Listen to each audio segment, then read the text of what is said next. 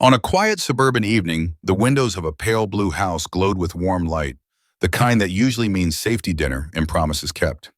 Inside, a woman scrolled through old photos on her phone, lingering just a little too long on a face that did not belong to her husband. There was a name she never said out loud anymore, and a chapter of her life she pretended had never existed, but its shadow still moved through her rooms at night.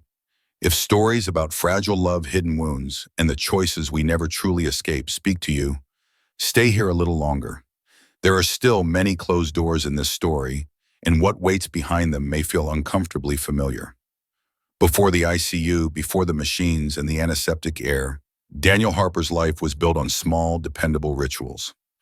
Every weekday morning, he left his brick townhouse in Somerville at 6:10 a.m. The coffee maker clicked on by itself at 6, filling the narrow kitchen with a scent that Olivia claimed was the only thing capable of waking her without resentment. She would stand barefoot on the cold tile, her hair still damp from the shower, and wrap both arms around his waist while he pretended not to notice how carefully she breathed him in. They did not talk much in the mornings. Their intimacy lived in quiet gestures, her mug already waiting on the counter, his hand on the small of her back, as he passed behind her, the shared glance that said, "We're okay. We're here." Daniel liked that kind of life. He had built it deliberately. At Massachusetts General Hospital, he was known as reliable, almost rigidly composed. His colleagues trusted his judgment. His patients trusted his hands. He had once overheard a nurse say, "Dr. Harper makes you feel like nothing will go wrong, even when everything already has."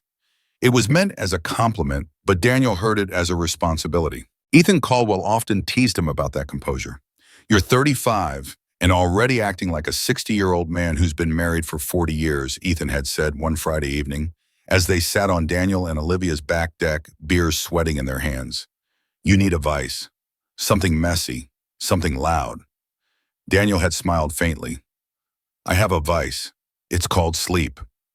Ethan laughed, leaning back in his chair, his long legs stretched across the wooden boards. He was everything Daniel was not. Louder, warmer, quick to charm, and quicker to forgive. He worked in medical sales, moved through rooms like he belonged to all of them, and had a way of making people feel chosen. Olivia liked him for that. Sometimes Daniel noticed how easily she laughed around Ethan. It was different from her laughter with Daniel, lighter, more careless. He told himself it meant nothing. People were allowed to have different versions of themselves with different people. Love was not diminished by that. It was simply varied. Still, on certain nights, he found himself watching the two of them across a table, noticing how Ethan always remembered Olivia's favorite wine, how he never forgot her birthday, even before Daniel's reminders. Daniel never voiced these observations. He folded them into the quiet part of his mind where he stored unnecessary worries. They were planning a trip to Maine in early October. Olivia had bookmarked 3 bed and breakfasts. She wanted a place with large windows, somewhere she could wake up to fog on the water. Daniel agreed without looking closely at the photos. He trusted her taste. The night of the accident, everything felt ordinary. Daniel had stayed late for a trauma consult that turned into 2. He texted Olivia at 9:14 p.m., "Running late. Don't wait up." She replied with a photo of the dog curled on the couch, a single lamp lighting the corner of the room. On Route 2, traffic thinned. The radio murmured softly about a coming cold front. Daniel was thinking about whether they had enough milk for the morning when the headlights in his rearview mirror suddenly swerved. The sound came first, a sharp metallic scream that seemed too loud for the narrow road. Then there was the feeling of weightlessness, of something lifting him out of his own body. The steering wheel spun under his hands, and his phone slid from the cup holder onto the floor. His last clear thought was not fear. It was Olivia standing barefoot in the kitchen. At Massachusetts General, the ICU lights never dimmed. They hummed softly above his bed, bathing his face in a pale, unchanging glow. Tubes and wires mapped his body, translating his existence into numbers and alarms. Olivia sat beside him the first night, her hands clenched tightly in her lap, afraid to touch him too much, as if too much love might somehow break him. She whispered to him, even though she was not sure he could hear her. "I'm here," she said again and again, like a promise she could physically anchor into the room. Ethan arrived just after midnight. He stood behind her chair, resting one hand on her shoulders, steady and solid. "He's strong," he said quietly. "He'll come back." She nodded but did not look up. As the days stretched into weeks, the hospital became Olivia's second home. She learned the rhythms of the ward, the names of the nurses, the particular sigh one machine made before it changed its pitch. Ethan was there often, bringing coffee, reminding her to eat, driving her home when she forgot what time it was. At first, she leaned on him the way anyone leans on a friend. Later, she leaned differently. She did not notice when the line blurred. It did not arrive with fireworks or confessions. It came in shared silences, in the way he waited for her outside the bathroom, in the night she cried into his shoulder instead of over Daniel's still body. The ICU was full of waiting. Waiting softened rules. Waiting rewrote boundaries. And while Daniel lay suspended between breaths, his life was quietly changing shape around him. He did not know any of this. He did not know that in another room his absence was becoming a presence of its own. He did not know that the silence he was trapped inside would grow loud enough to rearrange the people he loved. On the 23rd day, his fingers twitched. No one noticed at first. The machines did. And somewhere beyond the sterile glow of the ICU, a future that no longer belonged to him was already beginning to take form. The ICU had a sound that Olivia learned to recognize before anything else, the gentle, almost apologetic hum of machines that were never truly quiet. It was the sound of life being negotiated second by second, breath by breath, through plastic tubing and green-lit monitors. She began to hear it even when she wasn't there. At home in the shower, she imagined the rhythm of Daniel's ventilator in the hiss of the water. In bed, the low vibration of the refrigerator took on the same pattern. The silence she used to crave had been replaced by something restless and watchful. The apartment felt wrong without Daniel. His shoes were still by the door, dusted faintly with salt from the winter roads. His jacket hung on the back of the chair pockets, heavy with old receipts and the faint smell of antiseptic soap from the hospital. Olivia tried not to move anything. Rearranging felt too close to erasing him. Ethan became part of her routine in ways she had not planned. He was there on Tuesday mornings with a paper cup of coffee she never remembered to ask for. On Thursdays, he brought sandwiches from the deli across the street because he said the hospital cafeteria ate hope for breakfast. Sometimes he didn't say much at all. He simply sat in the stiff plastic chair beside her, scrolling quietly on his phone while she watched Daniel breathe. At first, she felt grateful. Then she felt something more complicated. It happened slowly, as all irreversible things tend to do. There was no single moment she could later point to and say, "This is where I failed." There were only accumulations, his hand lingering on her shoulder a little longer, the way he waited to make sure she was settled before leaving the late-night texts that no longer ended with, "Get some rest," but with, "Are you okay? And then I'm here if you need me." She told herself this was what support looked like. She thought to herself Daniel would understand. She told herself she was still loyal because nothing had happened. But the word nothing was already becoming inaccurate. One afternoon, after a particularly bleak meeting with Daniel's neurologist, Olivia wandered into the empty family lounge down the hall from the ICU. The doctor had spoken carefully, professionally, but his words had landed like soft stones. "We don't know when. There's no clear timeline. You should prepare for long-term care." She sank into a vinyl couch that smelled faintly of disinfectant and citrus wipes. Her phone buzzed in her hand. "Ethan, I'm downstairs. Want me to come up?" She stared at the message longer than she meant to. Then she typed yes. When he arrived, he did not ask questions. He sat beside her, close enough that she could feel the warmth of him through the thin fabric of her sweater. "I don't know how to do this," she said suddenly, the words spilling out before she could stop them. "I don't know how to wait. I don't know how long I'm supposed to be strong." He turned toward her. His expression softened in a way she had only ever seen when he spoke to his younger sister. "You don't have to know," he said. "You're already doing it." Her eyes filled. She did not cry immediately. Instead, she inhaled sharply and leaned forward as if to stand. But her body betrayed her. She swayed. Without thinking, Ethan reached out and steadied her. His hand remained at her elbow longer than necessary. They both noticed. They both pretended not to. Later that night, Olivia lay in bed with the lights off, scrolling through photos of Daniel on her phone. There was one of him laughing at a 4th of July barbecue, his head tipped back, eyes half closed, unaware of how easily his happiness could be undone. Her thumb hovered over the screen, then drifted away. Her phone buzzed. "Ethan, did you make it home okay?" She typed, "Yes, thank you for today." He replied almost immediately. Anytime. She did not put the phone down. She stared at the ceiling, listening to the building settle around her, and felt a strange, unwanted comfort in knowing someone else was awake thinking about her, waiting for her next breath. The next weeks followed the same quiet pattern. Daniel did not wake. The doctors adjusted medications. The nurses rotated. The machines hummed. Olivia's world narrowed to hospital corridors and her living room couch. Ethan's presence grew so consistent that it began to feel necessary. She caught herself planning her days around whether he would be there. She noticed the disappointment that flickered when he was late. Once in the elevator, she imagined what it would feel like to rest her head against his shoulder. The thought startled her enough that she stepped out a floor early and took the stairs down, her heart beating too fast for the small effort. She told herself it was stress, exhaustion, loneliness. She did not tell herself the truth. The truth waited in the space between what she felt and what she allowed herself to name. It waited in the ICU, where Daniel lay suspended in a life that no longer included her in the same way. And it waited in the quiet certainty growing between her and Ethan that whatever this was, it was already changing them. Even if no one said it out loud, even if no one touched, even if on paper nothing had happened at all. On the 41st day, Daniel's eyes fluttered. Olivia was not in the room. She was downstairs sitting across from Ethan with 2 untouched cups of coffee between them, talking about nothing and everything, unaware that the silence they had learned to live in was finally beginning to break. And when it did, it would not simply return Daniel to his life. It would expose the shape of the one that had been forming without him. Daniel's first memory was not pain.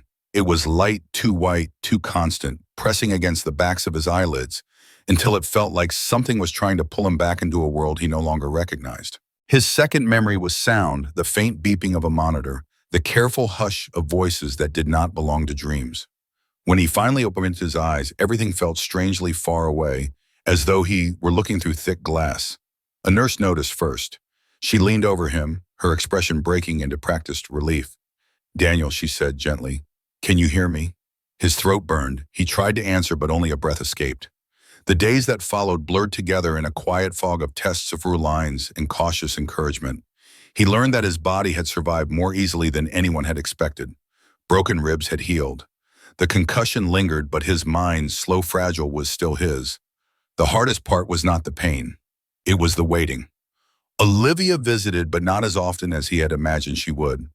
When she did, she sat beside his bed, her posture careful, her smile restrained, as if she were afraid to move too much of herself into the room. She held his hand, but her grip felt tentative, like she was afraid of being misunderstood by her own touch. "I'm here," she told him. He believed her because he wanted to. Ethan came too. He stood near the foot of the bed, hands in his pockets, his voice steady, supportive, exactly as Daniel remembered.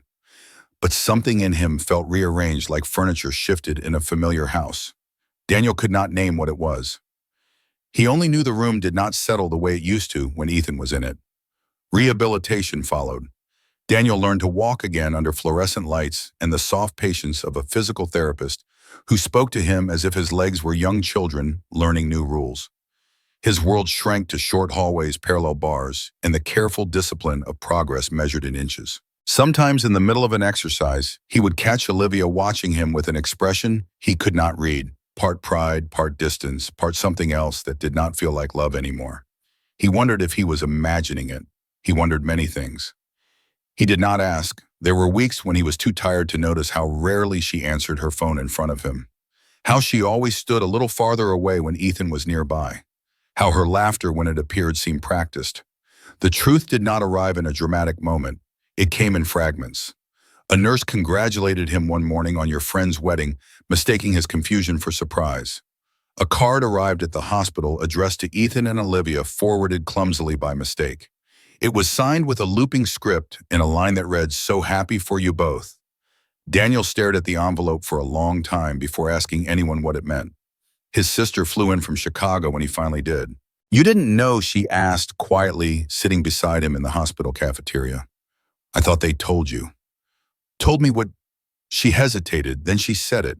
"They got married a few months ago." The room did not spin. He did not feel faint. His body did not react at all, which frightened him more than any dramatic response could have. "Oh," he said. He went back to his room and lay staring at the ceiling, listening to the steady rhythm of the machines that had once kept him alive. His phone sat on the bedside table, unread messages lighting up the screen. He did not open them. He did not cry. The absence of feeling felt larger than grief. It was as if someone had quietly taken his place in his own life while he was not paying attention. When Olivia came later that evening, he did not mention what he had learned. He watched her move around the room, straighten the chair, adjust to the flowers, avoid his eyes. "You look tired," he said. She smiled faintly. "I am." They did not talk about the wedding. They did not talk about Ethan. They did not talk about the life that had been rearranged around his silence. 2 weeks later, Daniel signed his discharge papers. He sold his car. He resigned from the hospital, citing personal reasons, in an email that felt smaller than the life he was leaving behind. He booked a one-way ticket to Lisbon. On the night before his flight, he stood in the empty living room of the townhouse that no longer felt like his. The walls were bare. The quiet was heavier than anything he had experienced in the ICU. His phone buzzed. "Ethan, I hope you're okay." He stared at the message until the screen dimmed. He did not reply. The next morning, Daniel left the country without telling either of them goodbye. And for the first time since the accident, he felt the silence close around him in a way that felt like choice. Not peace, but distance. Lisbon woke slowly, as if the city itself had learned the value of patience. Light slid through the narrow streets of Alfama, brushing the tiled facades with pale gold. Laundry swayed gently between balconies, and somewhere below Daniel Harper's apartment, a woman was already singing to herself as she opened her cafe for the morning. Daniel stood at the small kitchen window, his coffee cooling in his hand. 10 years had shaped him into a quieter version of himself. His hair was streaked faintly with gray. Now his posture more careful, his movements economical. He worked remotely as a consultant for a European medical technology firm, translating clinical experience into algorithms and safety protocols. It was good work, precise, distant, emotionally neutral. He had chosen it deliberately. His apartment was sparse, clean white walls, a narrow bookshelf, a dining table that comfortably seated one. Nothing about the space suggested permanence. Nothing suggested that someone might stay. At 8:12 a.m., his phone vibrated. The sound startled him in a way it hadn't for years. Most of his communication came through scheduled calls, calendar alerts, and professional emails that began and ended with polite distance. This vibration felt different. He glanced at the screen. Olivia Moore. For a moment, the name did not feel real. It looked like something pulled from an older version of his life, preserved in digital amber. He set the phone down on the counter face up and stared at it as if it might disappear on its own. It did not. He did not open the message. He carried his coffee to the small balcony and sat listening to the city breathe. A tram rattled faintly in the distance. The smell of baked bread drifted up from the street below. He told himself he could ignore it. He told himself 10 years was enough distance for anything to lose its power.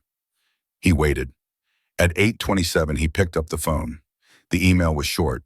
Subject, a favor. "I never thought I'd have to ask, Daniel. I know it's been a long time. I don't expect you to want to hear from me, and I understand if you don't reply. I'm reaching out because I need your legal signature to finalize a corporate merger.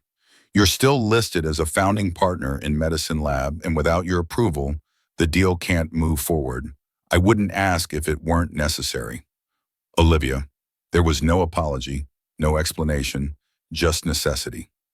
Daniel read it twice, then a third time, as if the meaning might change. Medicine Labs. The name tugged at something buried deep in his chest. He had sketched the original concept on the back of a patient discharge form during a night shift, an idea about remote trauma monitoring, something that could save lives in rural clinics. He had shared it with Ethan and a group of investors over beers, never imagining it would become real without him. He had signed his shares away when he left. Or at least he thought he had. Apparently, he was still part of the architecture of a life he no longer belonged to. He closed the email and set the phone down. At a cafe by the river later that morning, Daniel sat with his laptop open but unread. The Tagus moved lazily beyond the glass, reflecting the sky like a quiet promise. He watched a group of tourists take photos of one another, smiling too brightly for the early hour. He tried to imagine Olivia's life now. Did she still tuck her hair behind her ear when she was nervous?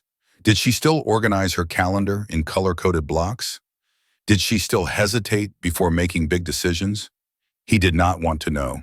And yet the questions came. By noon, he had not responded. By evening, he had reread the email 6 times. He drafted a reply, twice deleting it both times. Finally, he typed, Olivia, I received your message. I need time to consider your request. Daniel. He stared at the screen. His finger hovered over the send button, suspended in the narrow space between past and present. Then he pressed it. The email disappeared into the quiet machinery of the internet. Daniel leaned back in his chair, his chest tight, his apartment suddenly feeling too small, too full of air that had been undisturbed for too long. The calm he had built did not collapse. It cracked. And through that thin fracture, everything he had buried began to breathe again. Boston greeted Daniel with the same muted gray light he remembered, as if the city had never learned to grow older. The air carried the faint smell of rain and concrete, and the streets near the Charles River moved with a careful weekday rhythm. People walking with purpose, coffee cups in hand, eyes already tired. He arrived the evening before their meeting and checked into a small hotel near Back Bay. The room was clean and personal and quiet. He unpacked slowly, arranging his clothes with unnecessary precision, as if order might steady something inside him that had already begun to loosen. He did not sleep well. The next morning, he stood at the cafe window 10 minutes early. The place was narrow and softly lit with pale wooden tables and a chalkboard menu written in looping handwriting. It was the kind of cafe Olivia used to love, quiet, intimate, comfortably removed from the rush of the street. He chose a table near the back, his hands folded loosely around a ceramic mug he had not yet touched. When she walked in, he recognized her instantly. Time had softened her. Her hair was shorter now, her movements more deliberate, as though she had learned to move carefully through her own life. She paused just inside the door, scanning the room, and when her eyes found him, her breath caught in a way that did not belong to someone greeting a stranger. Daniel stood. Hi, he said. Hi, she replied, her voice quieter than he remembered. They hesitated, then sat. For a moment, neither of them spoke. The cafe's low murmur filled the space between their silence. You look well, Olivia said finally. So do you. It was not entirely true, but it was close enough to kindness. She wrapped her hands around her cup as if anchoring herself. Thank you for agreeing to meet me. I wasn't sure you would. I wasn't sure either, he said. His voice was steady, but his chest felt too tight for how calm he sounded. She nodded slowly. I appreciate it. They spoke of small, unimportant things at first. His life in Lisbon, the way the light fell across the river there. Her work carefully summarized without emotion. The words moved politely, cautiously, as if they were both afraid to touch anything sharp. At some point, she glanced at him and said softly, I'm sorry. The word landed gently, but it did not feel gentle. For what he asked. She inhaled. For how everything happened. For how you found out. For leaving you without closure. He studied her face. He could still see the girl who once sat barefoot in their kitchen. He could still hear the echo of laughter that no longer belonged to him. I didn't leave because I didn't have closure, he said quietly. I left because I didn't have a place. She lowered her eyes. They left the cafe and walked along the river side by side, but not touching. The Charles moved slowly beside them, its surface dull under the overcast sky. I never meant to hurt you, Olivia said after a while. I know, Daniel replied. That doesn't change that you did. She stopped walking. He took a few more steps before realizing she wasn't beside him anymore. I was terrified, she said, of losing you, of being alone, of becoming someone who had waited too long for something that might never come back. He turned to face her, and when I did come back, he asked gently. Her eyes filled, but she did not cry. I didn't know how to step back. The wind moved lightly through the trees, stirring fallen leaves around their feet. They stood there in the quiet, surrounded by a city that did not belong to either of them anymore. I didn't come back for apologies, Daniel said. I came back because you asked me to. She nodded. I know. She hesitated. Ethan knows I reached out to you. That was new. And Daniel asked. He didn't want me to, she admitted. But he didn't stop me. Daniel absorbed that in silence. They resumed walking slower now, their steps no longer in sync. I'll review the documents, Daniel said finally. I'll let you know. She did not push. Thank you, she said. They reached the end of the path and stood facing separate directions. For a moment, Daniel wondered what it would feel like to touch her hand. He did not. They said goodbye without promises. And as he walked away, he realized that seeing her again had not reopened an old wound. It had reminded him that it had never truly closed. The documents arrived in Daniel's inbox 2 days after he returned to Lisbon. They came as a compressed file labeled with the careful neutrality of legal language, medicine merger materials. Confidential. He opened it in the late afternoon when the sun was already sliding down the tiled roofs across the narrow street outside his apartment. The light filled the room with a warm gold that felt almost undeserved for what the files contained. The merger was with a multinational health tech firm based in Zurich. The numbers were larger than he expected. Projections stretched forward 10 years, promising expansion into rural emergency networks across 3 continents. The language was precise, confident, full of promises about access and innovation. It was his idea, or rather, it had been. Daniel sat back in his chair, fingers resting idly on the edge of the desk. He recognized his early thinking in the diagrams, the patient flow models, even in the phrasing of certain lines. Someone had refined his rough concepts into polished architecture. The life he had walked away from had grown taller and more impressive without him. His signature, it turned out, was not a formality. He was still listed as a silent founding partner, his original stake preserved in a legal trust he had never followed through on dismantling completely. Without his approval, the acquisition stalled. Without the acquisition, medicine would struggle to meet debt covenants tied to a recent expansion into Midwest hospital systems. In quieter words, without him, the company might not survive the next year. His phone rang as he was halfway through the financial appendix. Ethan Caldwell's name lit the screen. Daniel did not answer immediately. He waited until the ringing stopped, then until the voicemail icon appeared. He listened to the message a minute later. Daniel, it's Ethan. I know this is complicated, but I wanted to reach out directly. This merger matters. It's not just about money. There are people depending on this company. We've built something important. Please call me. Daniel closed his eyes. It was strange how easily Ethan's voice still found its way into old parts of him. That evening, Olivia sent a text. Olivia, I know this is a lot to put on you, but if you have questions, I'll answer anything. He did not reply. At midnight, he found himself walking along the riverfront near Cais do Sodré. The water reflected the city lights in soft, fractured lines. Couples passed him, hands loosely linked, their laughter carried by the cool night air. He thought about what his refusal would mean. Medicine's employees, the clinics in rural Pennsylvania and Nebraska that had already begun installing its systems. The contracts that might dissolve quietly, leaving hospitals scrambling to replace infrastructure that patients had already learned to trust. And beyond that, Olivia. Her career had been built inside the company.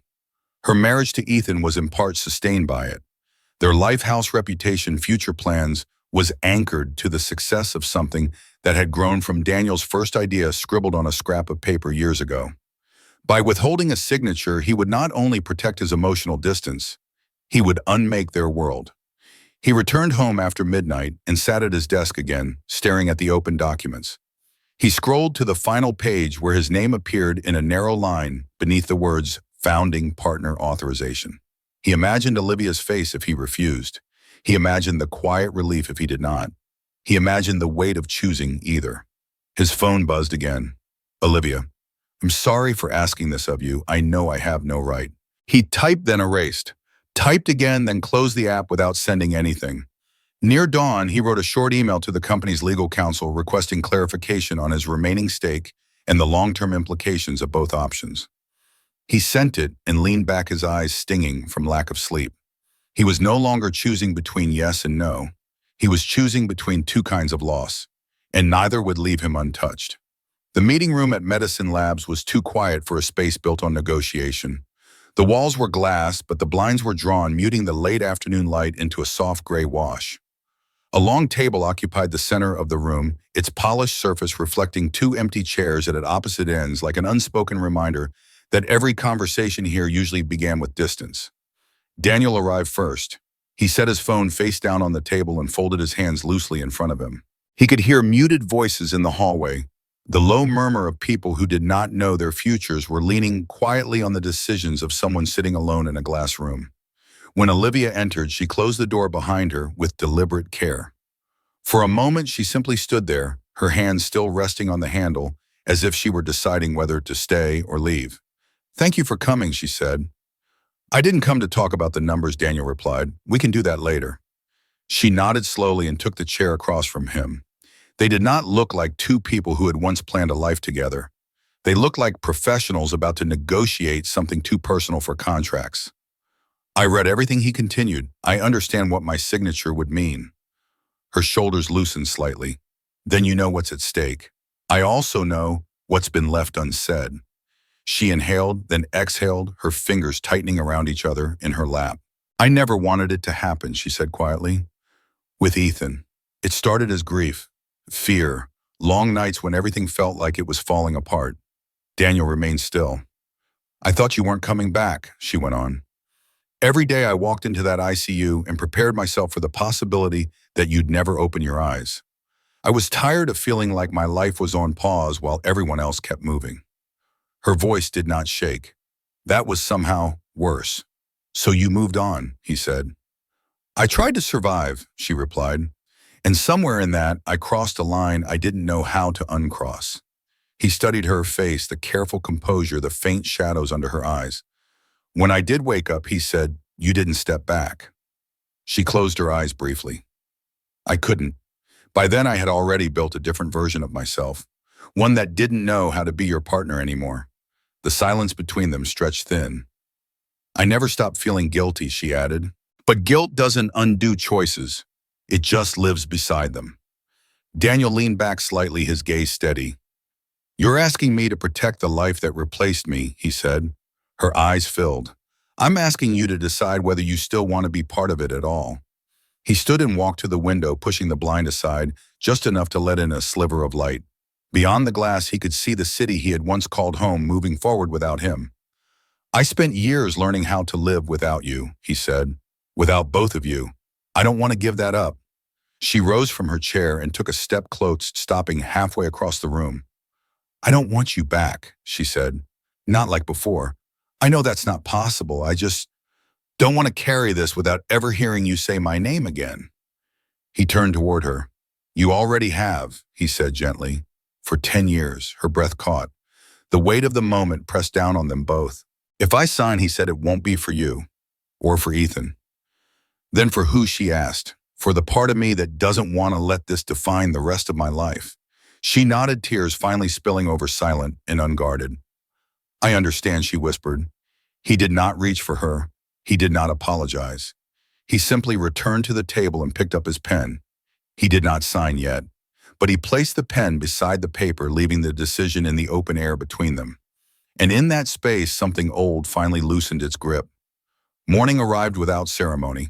Boston was wrapped in a thin veil of cloud, the kind that muted colors and softened sound. The city seemed to move more slowly, as if it were aware that certain decisions were being made quietly behind office doors.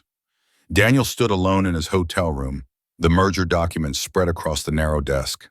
The coffee he had ordered downstairs sat untouched beside them, steam thinning into nothing. He read the final page again. He had slept little, not because he was uncertain, but because he was finally clear. The clarity did not feel like peace. It felt like weight placed carefully in the right place. He signed in his name in steady, deliberate strokes. There was no tremor in his hand. He scanned the pages and sent them to the company's legal counsel with a short, formal email. No explanation, no conditions, no personal message attached. The decision was complete before the day had truly begun. He did not tell Olivia immediately. Instead, he walked. He crossed Commonwealth Avenue, past storefronts that had changed hands since he last lived here, and paused by the Charles River, watching the water carry fragments of cloud along its surface. People jogged past him, earbuds in their lives, arranged around schedules and playlists and plans. He wondered briefly whether Ethan had slept at all. He wondered whether Olivia was already awake, staring at her phone, waiting for news. He did not let himself imagine more. By noon, the confirmation arrived. Merger approved. Pending final regulatory review. He forwarded the email to Olivia with a single line, "It's done." Her reply came minutes later. "Thank you." Nothing else followed. No explanations, no emotional punctuation. Just gratitude, clean and contained. Daniel returned to his hotel and packed his suitcase. He folded his clothes carefully, smoothing out wrinkles that did not matter. The room grew emptier, lighter, as if preparing itself for a stranger. In the quiet, he finally allowed himself to sit on the edge of the bed and breathe deeply. He did not feel relief. He felt something quieter. Space. Later that afternoon, he received a voicemail from Ethan. "Daniel, I heard. I don't know what to say. Thank you. For everything. I won't pretend I deserve it." Daniel listened once. He did not return the call. At Logan Airport, he waited at his gate with a paperback novel he did not read. The terminal lights reflected in the windows like rows of distant cities. Announcements drifted through the air, gentle and impersonal. His phone buzzed again. A final message from Olivia. "I hope you find happiness. Truly." He stared at the words for a long moment before replying, "I already have. Take care." He powered his phone off.